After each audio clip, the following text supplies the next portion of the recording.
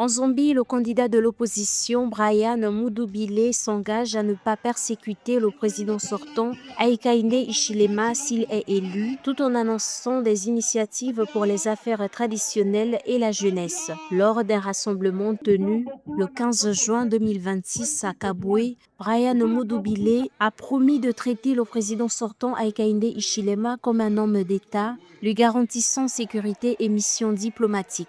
Dépassant la rhétorique habituelle, le chef de l'opposition propose également de créer un guichet économique pour les jeunes directement à la maison d'État afin de prioriser leur autonomisation. Pour rappel, les Zambiens sont appelés aux urnes le 13 août 2026 afin d'élire le futur président de la République.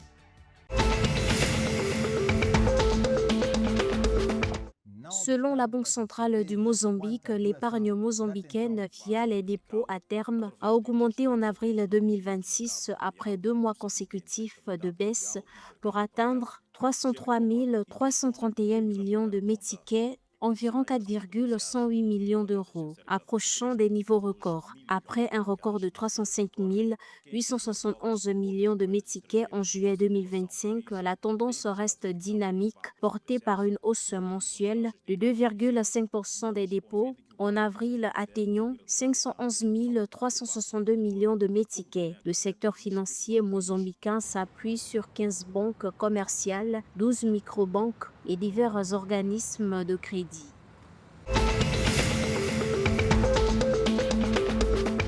Le Zimbabwe connaît une stabilité des prix inédite, l'inflation annuelle étant tombée à 4,4% en mai 2026 contre près de 95% en juillet 2025. Cette amélioration, portée par la stabilité des taux de change, renforce la confiance des entreprises. Sous la direction du gouverneur de la Banque centrale de réserve, John Mushavawanu, le Zimbabwe a réussi à ramener l'inflation à un seul chiffre, marquant un tournant macroéconomique majeur.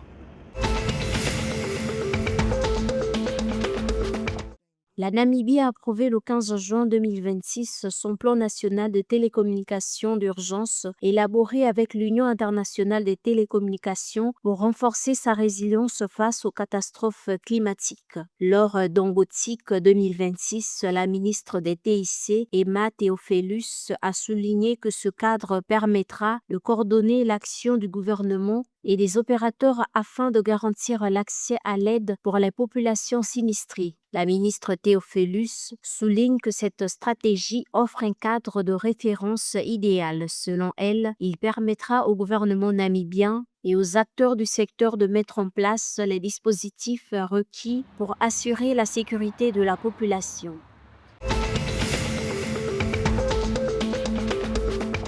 Le Sud-Africain George Couch a marqué l'histoire de l'athlétisme lors du marathon Comrades 2026 en remportant la course masculine. À seulement 27 ans, il est entré dans la légende le 14 juin en bouclant le parcours exigeant de 85,7 km en un temps record de 5 heures 15 minutes. Cette performance exceptionnelle lui a permis d'effacer une marque de référence vieille de près de 20 ans. La domination sud-africaine a été totale sur cette 99e édition puisque sa compatriote Gerda Steen s'est imposée avec brio dans la catégorie féminine. Ce double succès national souligne la vitalité de la course de fond en Afrique du Sud lors de cet événement emblématique.